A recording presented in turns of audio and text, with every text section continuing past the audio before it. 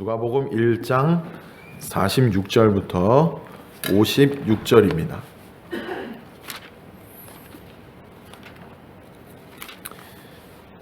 누가복음 1장 46절부터 56절까지 신약성경 87쪽, 88쪽에 있습니다.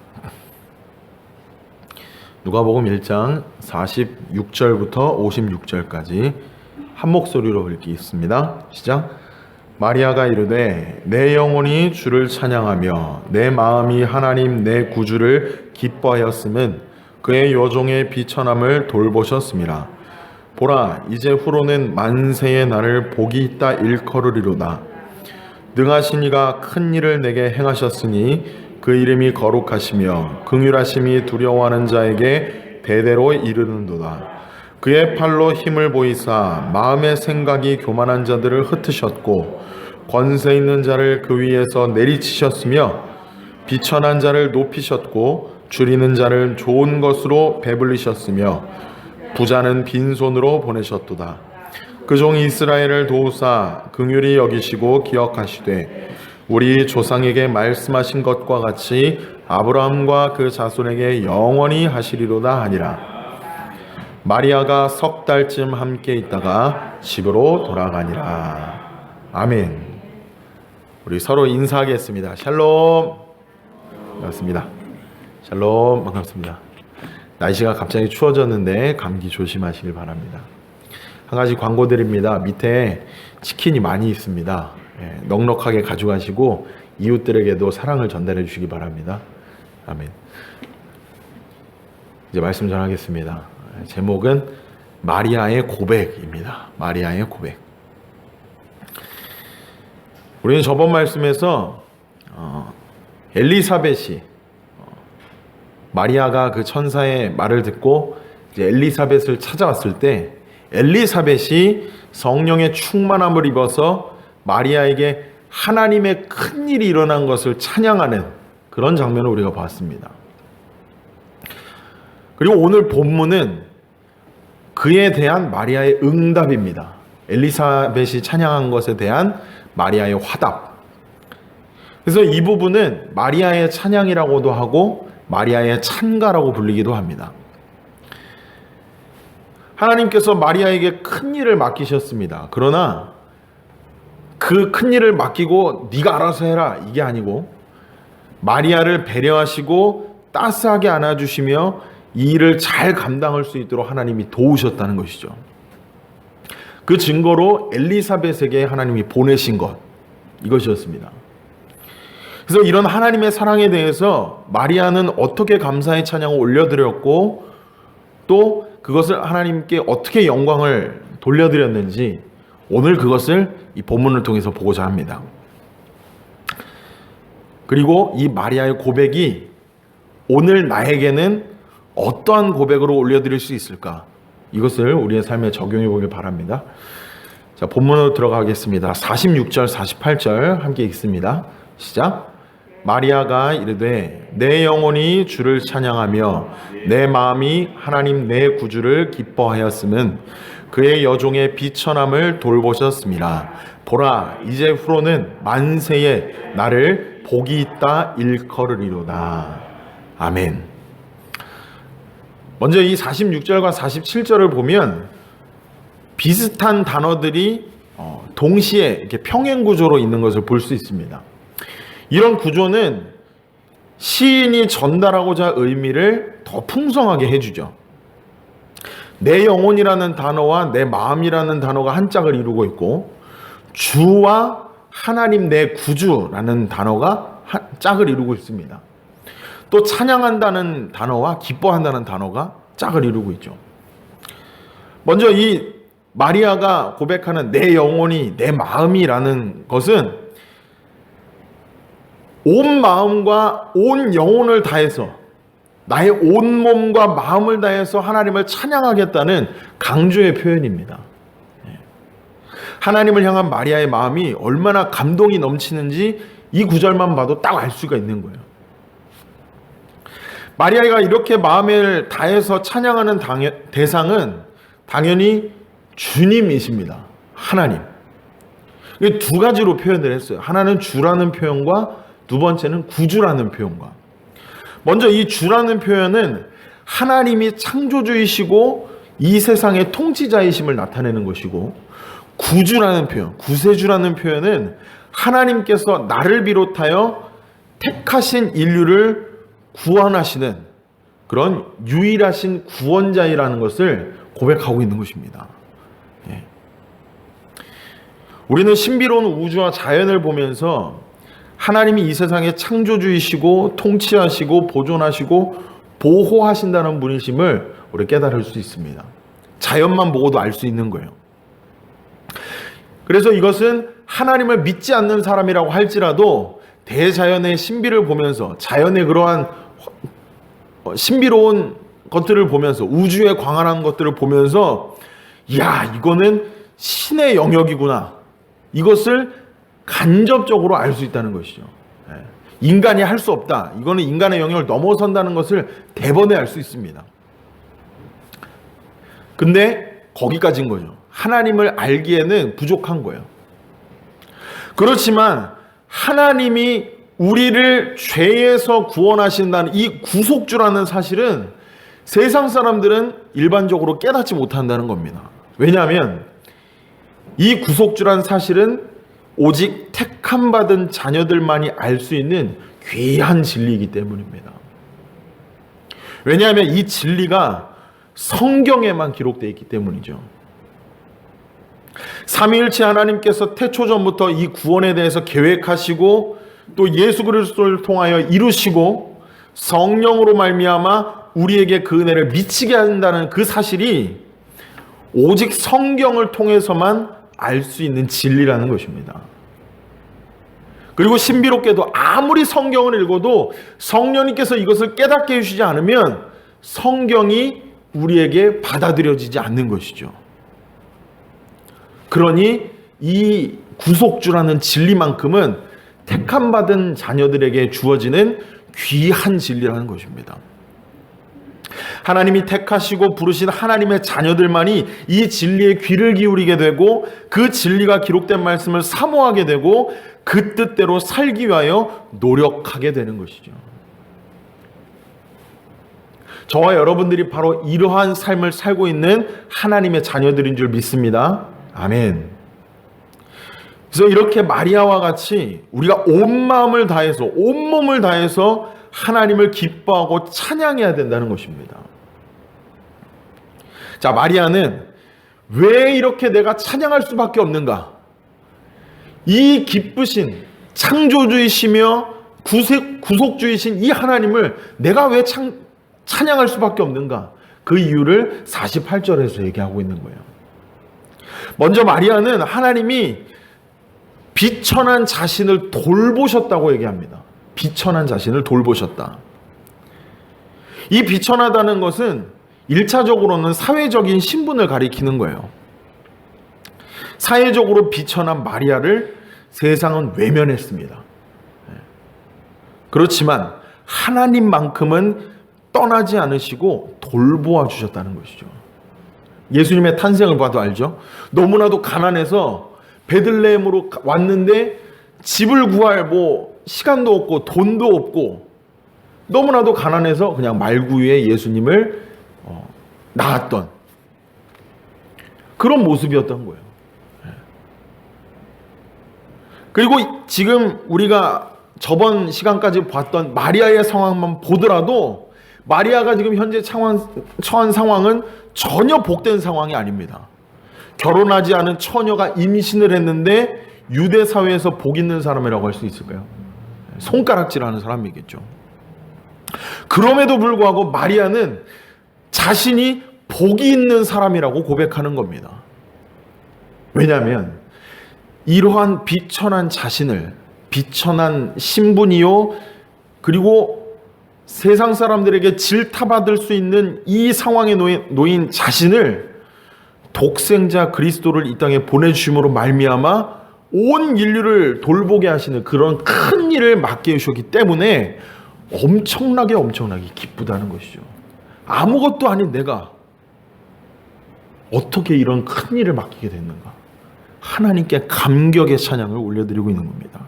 그래서 마리아는 찬양할 수밖에 없다고 막 찬양하고 있는 거예요. 사실 사람은 누구나 비천하게 살지 않으려고 높은 곳을 바라보게 돼 있습니다. 그래서 돈을 벌고 명예를 취하려고 하고 권력을 얻으려고 하고, 어쨌든 이 높은 지위를 획득하고 그 지위를 누리고 살고 싶은 것이 일반적인 사람의 마음인 것이죠.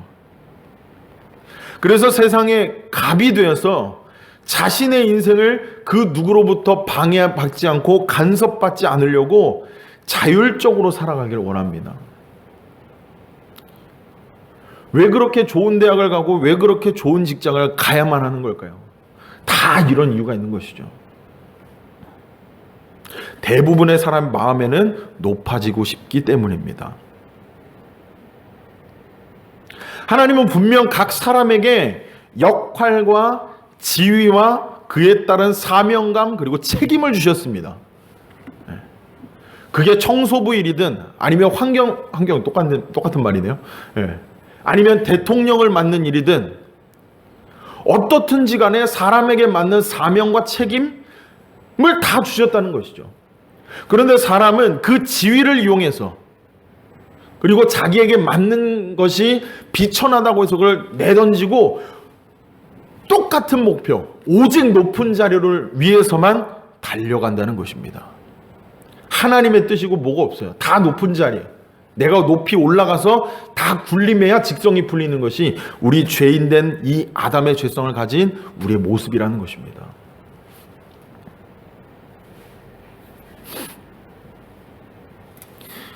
그러면 이런 생각을 할 수 있어요. 세상에서 높아지려 하는 사람은 도대체 어느 순간이 돼서야 이 비천함, 내가 아무것도 아니라는 것을 언제 깨달을 수 있을까? 바로 죽음 앞에서입니다. 죽음 앞에서. 모든 사람은 죽습니다. 수많은 세상의 힘을 가진 사람들이 죽지 않으려고 노력했죠. 진시황제도 그렇고 목숨을 연명하려 했고 영원히 살려고 했습니다. 그렇지만 어떤 노력으로도 이 죽음이란 단어 앞에서는 철저하게 무너졌습니다. 그것은 하나님께서 죄를 지은 사람에게 주신 피할 수 없는 형벌이기 때문입니다. 죄의 값이죠. 그래서 이때 동안 살아오면서 가지고 있었던 모든 물질들, 권력, 이런 명예들을 죽음 앞에서 다 내려놓고 갈 수밖에 없었다는 것입니다. 그저 한 줌의 먼지가 되었고 하나님의 심판대 앞에 설 수밖에 없는 것이죠. 그래서 우리는 이 진짜 비천함이 무엇이냐? 세상에서 말하는 돈 없고 가난하고 권력도 없고 비루하고 남루하게 살아가는 그러한 비천함 말고 성경에서 말하는 진짜 비천함이 무엇인지 우리가 그것을 깨달아야 된다는 것이죠. 여러분들 방이 아무런 불빛도 없이 캄캄하면 그 방이 더러운지 깨끗한지 알 수가 없습니다. 그래서 더러워도 더러운 줄 모르고 지내는 것이죠. 우리의 마음도 마찬가지입니다. 우리의 마음에 그 자그마한 촛불, 불빛이 하나라도 켜지면 우리의 더러운 부분까지도 금방 드러나게 되는 것이죠. 죄악으로 가득 찬 이 내 마음에, 컴컴한 마음에 거룩하신 하나님의 빛이 조금이라도 들어오면 그때부터 내 마음의 실상이 보이기 시작하는 것입니다. 비로소 자신이 얼마나 비천하고 악한 존재인지 발견할 수 있게 된다는 것이죠. 하나님은 이렇게 주님 앞에 자신의 더럽고 추악한 마음을 내어보이고 엎드리는 사람에게 은혜 베풀기를 원하시는 것입니다. 그래서 마리아는 하나님이 비천한 자신을 메시아의 어머니가 되게 하신 일에 대해서 감격하면서 주님을 찬송하지 않을 수 없었다는 것입니다. 이 일로 인해 비천했던 자신이 모든 세대가 축복할 여인으로 칭송받게 되었다고 감격하고 있는 것이죠. 칼빈은 이렇게 얘기했습니다. 기독교 강요에서 자신의 비천함을 아는 만큼 하나님의 은혜를 알게 된다 라고 얘기했습니다. 저와 여러분 가운데 그 은혜에 깊이 잠겨 계십니까? 우리 안에는 이 찬양, 우리가 하는 찬양에는 비천한 나를 돌아보시는 하나님을 향한 기쁨이 담겨 있습니까?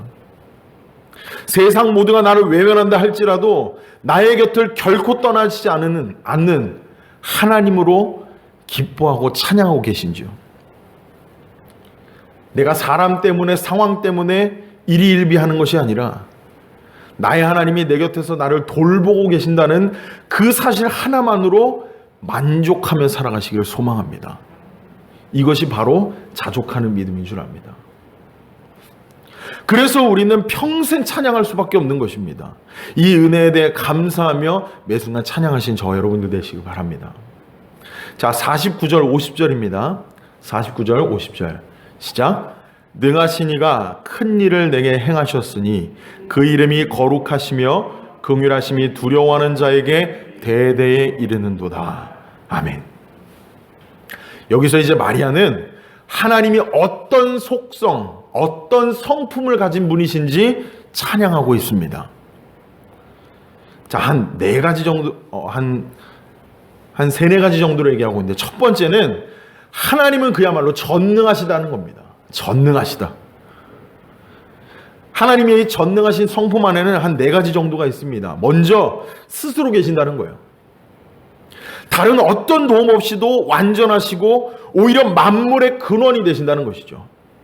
그리고 하나님은 불변하십니다. 과거, 현재, 미래 언제나 동일하신 것이죠. 신실하시고 은혜가 충만하셔서 택하신 백성을 구원하신다는 그 약속을 결코 한 번도 어기신 적이 없습니다. 또 하나님은 제한이 없으시죠. 어디든 계시고 언제나 영원하십니다. 그리고 하나님은 유일하십니다. 에베소서 4장 6절에 보니까 하나님도 한 분이시니 곧 만유의 아버지시라. 만유 위에 계시고 만유를 통일하시고 만유 가운데 계시도다 라고 했습니다. 그래서 세상이 혼탁한 가운데 오직 유일하신 이 하나님만 붙들고 나가면 우리가 결코 흔들리지 아니하고 평온한 마음으로 이 세상을 살아갈 수 있는 거예요. 왜냐하면 하나님은 변하시지 않으니까요. 또 하나님은 그 이름이 거룩하다고 마리아가 찬양하고 있습니다. 하나님의 이 거룩하심, 구별되심은 세상에서 말하는 그 윤리적인 도덕, 그거를 의미하는 것이 아닌 줄 압니다. 하나님의 이 거룩하심은 절대적인 거룩하심, 절대적으로 완전하다는 것을 나타내는 것이죠. 하나님의 이 거룩을 누구도 범접할 수 없다는 것입니다. 하나님 이외의 모든 것, 즉 모든 피조물과는 절대적으로 구별된다는 것을 나타낸다는 것이죠. 그의 이름이 거룩하다. 그리고 마리아는 하나님이 긍휼하시다고 말씀합니다. 하나님은 우리가 히브리서에서도 나눴지만 자기를 경외하고 경배하는 자에게 그러한 인자와 신실한 사랑으로 갚아주신다는 겁니다. 사람들은 하나님을 불신하는 경우가 너무 많습니다. 믿는 사람이라도 그래요. 조금이라도 마귀에게 틈을 보여주고 내가 경건 생활이 조금이라도 무너지면 내 삶에 대해서 하나님을 의심하기 시작합니다. 그런데 하나님은 과거에도 지금도 그리고 앞으로도 영원토록 우리를 사랑하시는 이 마음을 조금도 변함없이 계속 사랑해 주신다는 겁니다. 이 사실이 우리에게 얼마나 기쁜지 모르죠. 그분께서 우리를 자녀로 삼아주신 것에 대해서 항상 감사와 찬양을 올려드려야 되는 것이 바로 이것이기 때문입니다. 자, 51절 55절입니다. 51절 55절 다 같이 읽습니다. 시작. 그의 팔로 힘을 보이사 마음의 생각이 교만한 자를 흩으셨고 권세 있는 자를 그 위에서 내리치셨으며 비천한 자를 높이셨고 줄이는 자를 놓은 것으로 배불리셨으며 부자는 빈손으로 보내셨도다. 그 종 이스라엘을 도우사 긍휼히 여기시고 기억하시되 우리 조상에게 말씀하신 것과 같이 아브라함과 그 자손에게 영원히 하시리로다. 아멘. 마리아는 이제 성령에 감동돼서 하나님이 행하신 위대하신 일들에 대해서 찬양하고 있습니다. 이것은 달리 말하면 천지 만물의 모든 주권이 하나님께 있습니다 라고 고백하는 것과 같습니다. 하나님의 주권을 찬양하는 것이죠. 하나님이 하시는 일은 언제나 인간의 생각과는 달리 뛰어넘는다, 이것을 고백하고 있는 것입니다. 사실 정말로 그렇습니다. 권력 있는 자가 세상을 다스리고 돈이 있는 자가 이 세상에서 떵떵거리며 사는 것이 세상의 이치인데, 또 교만한 자들, 내가 잘났다고 떠드는 자들이 자기 마음대로 설치고 처리하고 살아가는 것이 이 땅의 이치인데, 하나님은 그들의 마음의 생각을 어지럽히신다고 했습니다. 그들의 계획을 꺾으시고 그들의 목표를 좌절시키신다는 거예요. 그러나 신기하게도 항상 낮은 자리에 있고, 그게 자의이든 타의이든 항상 낮은 자리에 있고, 이런 마음을 품은 사람들도 있어요. 나는 언제나 낮은 자리에 있을 수밖에 없어. 이런 좌절 가운데 있는 자들, 우울감에 빠져 있는 자들에게는 이상하게도 하나님이 그들을 존귀하게 여기신다는 것입니다. 이상하게도. 이것은 권력이나 명예뿐만이 아니라 재물에게도 그대로 통합니다. 너무 가난해서 나를 비롯해서 가족들이 먹을 양식도 없는 자들에게는 하나님의 섭리로 배부르게 먹이시는 것도 우리가 체험하게 되는 것이죠. 저의 인생 속에서 너무 많이 경험했습니다. 등록금이 없을 때 국가장학금으로 하나님이 채워주시고, 대학원 갔을 때 또 돈이 없으니까 하기 싫은 임원이라도 맡게 하셔서 그 학교에서 돈 나오는 걸로 등록금을 채우게 하시고, 또 입을 거 먹을 거 다 이모들 고모들 이루 말할 수 없는 분들이 다 채워주시는 것들, 하나님이 다 채워주시더라고요. 근데 반대로 부자들, 하나님 없이도 내가 잘 먹고 잘 살 수 있다고 자부하는 부자들은 이 삶이 영원할 것처럼 생각하지만 이상하게도 보잘것없는 처지가 되어서 빈손으로 떠나게 된다는 것입니다. 빈손으로. 참 신비롭죠. 근데 더 신기한 거는 이 진리에 대해서, 이러한 하나님의 일하심에 대해서 마리아만 깨달은 것이 아니라 모세도 깨달았고, 사무엘 어머니 한나도 깨달았고, 욥도 깨달았습니다. 더 많아요. 근데 대표적으로 이래요. 그 중에 우리 요거만 한번 찾아보겠습니다. 사무엘상 2장 한번 찾아봅니다. 사무엘상 2장. 사무엘상 2장 6절부터 8절 한번 우리 다 찾아보겠습니다. 사무엘상 2장 6절부터 8절. 사무엘상 2장 6절부터 8절. 사무엘의 엄마 한나의 고백입니다. 사무엘상 2장 6절부터 8절. 다 같이 읽습니다. 시작. 여호와는 죽이기도 하시고 살리기도 하시며 스올에 내리게도 하시고 거기에서 올리기도 하시는도다. 여호와는 가난하게도 하시며 부하게도 하시며 낮추기도 하시고 높이기도 하시는도다. 가난한 자를 진토에서 일으키시며 빈궁한 자를 거름더미에서 올리사 귀족들과 함께 앉게 하시며 영광의 자리를 차지하게 하시는도다. 땅의 기둥들은 여호와의 것이라 여호와께서 세계를 그것들 위에 세우셨도다. 아멘. 아멘. 이렇듯 하나님은 하나님의 주권을 인정하고 그분 앞에 겸손히 엎드리는 자들을 높여주신다는 겁니다. 예수님은 또 이렇게 표현하셨어요. 간절히 필요로 하는 자들, 주의 은혜를 간절히 필요로 하는 자들, 아버지의 은혜를 간절히 바라는 자들에게는 그분이 주시는 영원한 생명을 아낌없이 퍼주신다는 것입니다.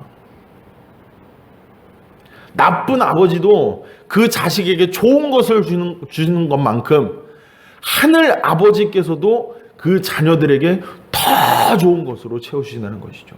더 좋은 것, 최상의 것으로 우리의 영혼과 마음을 채워주신다는 것입니다. 배 터지게 하신다는 거예요.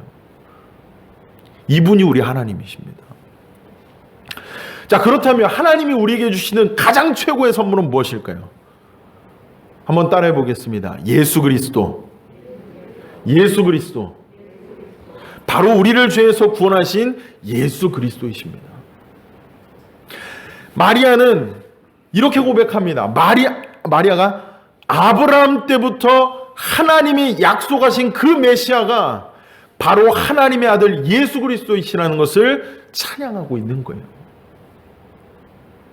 하나님께서 이 약속을 이루시기 위해서 이스라엘을 긍휼히 여기셨고 그 언약을 기억하셨다고 말씀합니다. 그리고 이 약속이 앞으로도 영원할 것이라고 선포하고 있죠. 사실 유대인들은 이 약속을 아브라함 때부터 정말 오매불만 기다렸습니다. 말라기 선지자가 마지막으로 하나님의 메시지를 선포하고 약 400년 동안 암흑기였습니다. 하나님의 음성도 들리지 않고 선지자도 하나님이 보내시지 않냐고 그야말로 깜깜한 시대를 보내고 있었죠. 하나님이 묵묵부다로 계셨습니다. 마치 이스라엘을 잊으신 것처럼 그런 시대를 지나고 있었죠. 그런데 약속대로 하나님의 아들 예수 그리스도가 탄생하심으로써 하나님이 이 약속을 기억하고 계셨구나. 하나님이 이 약속을 성취하셨구나. 이 사실이 그대로 밝혀지게 됐다는 것입니다. 우리의 삶에도 이런 일이 종종 있습니다. 내 삶에서 뭔가 일이 진척이 없고 매번 변화 없이 똑같고 그냥 흐지부지하게 세월이 흐르는 것 같은, 바울이 마치 그 2년 동안 감옥에서 2년 동안 구금되어 있었던 것처럼 요셉도 그 감옥에서 꽁꽁 묶여 있었던 것처럼 아무런 변화도 없이 세월이 흐르는 경우가 있는데, 또 때로는 너무 심한 고통을 당하고 역경을 지나가는 가운데 하나님마저도 나를 배반한 것 같은, 나를 외면한 것 같은 그런 힘든 순간을 지날 때도 있는 것이죠. 그럴 때 내가 끝까지 기도하고 포기하지 않고 하나님께 매달리고 기도했을 때 비로소 하나님의 응답이 보이고 삶의 실마리가 풀려갈 때 얼마나 큰 감사와 감격이 넘치겠습니까? 엘리야가 그랬죠. 3년 동안 이스라엘에 비가 내리지 않았는데 계속 기도했습니다. 갈멜산에 올라가서 한 번 기도하고 2번 기도하고 3번 기도하고 6번까지 기도했습니다. 그리고 마지막에 한 번 더 올라가 보자. 그리고 종에게 얘기했죠. 올라갔더니 뭐 보이느냐? 그때 비로소 조그마한 손바닥만한 구름이 보였다고 그랬습니다. 그때 그 감격이 얼마나 행복하겠습니까? 저와 여러분들도 삶에서 이러한 체험이 있으신 줄 압니다. 그리고 아직 없으신 분들이라면 앞으로 이러한 기대감을 품고 더 하나님께 매달려서 기도하시기를 소망합니다. 하나님은 애굽에서 종살이했던 이스라엘 백성들의 부르짖음을 들으시고 모세를 보내셨던 것처럼 400년간 암흑기를 지내며 로마의 압제를 당하고 있었던 유대인들에게 하나님의 아들 예수 그리스도를 보내주신 것입니다. 이러한 감격이 저와 여러분들 가운데 있기를 소망합니다. 자, 마지막 56절입니다. 56절 시작. 마리아가 석 달쯤 함께 있다가 집으로 돌아가니라. 아멘. 이제 이 찬양을 고백하고 나서 마리아가 바로 집에 간 게 아니었어요. 한 석 달, 한 100일 정도. 그러니까 계산을 따지면 이래요. 엘리사벳이 아기를 가진 지 6개월째 되던 때에 마리아가 왔어요. 그리고 한 3개월 정도 지내고 집으로 돌아갔다고 했습니다. 거의 10달, 그러니까 엘리사벳이 10달 채우는 걸 거의 보고 집에 간 거예요. 아기 낳은 거 보고 집에 갔을 수도 있습니다. 그 100일이나, 약 100일이라는 시간 동안에 엘리사벳의 집에 머물면서 거룩하고 정말로 성령님에서 함께하는 이런 믿음의 교제를 엘리사벳하고 계속 나눴던 거예요. 하나님이 이런 일을 어떻게 펼치실까? 기대감 속에서. 그러면서 마리아는 자기가 하나님의 아들을 성령으로 잉태했다는 것을 확고한 믿음 안에서 이제 가지고 가는 것이고, 또 경건한 엘리사벳과 함께 지내면서 그 믿음의 교제를 할 수 있었던 것이죠. 그리고 믿음의 확신을, 완전한 확신을 가지고 집으로 돌아갈 수 있었다는 것입니다. 하나님은 이렇게 성도들이 어려울 때 하나님의 나라를 위해서 약속을 받은 사람끼리 서로 위로하고 격려할 수 있는 놀라운 기회를 제공해 주셨습니다. 그것이 어디죠? 바로 교회인 것이죠. 바로 가정인 것입니다. 여러분들의 자녀들과 소통하면서 영적으로 소통할 때 그것이 바로 하나님의 기쁨의 교제가 되는 것이고, 여러분들이 구역 안에서 이 기쁨의 나눔을 했을 때 하나님의 놀라운 이적들을 체험할 수 있는 것입니다. 이제 우리가 기도할 것입니다.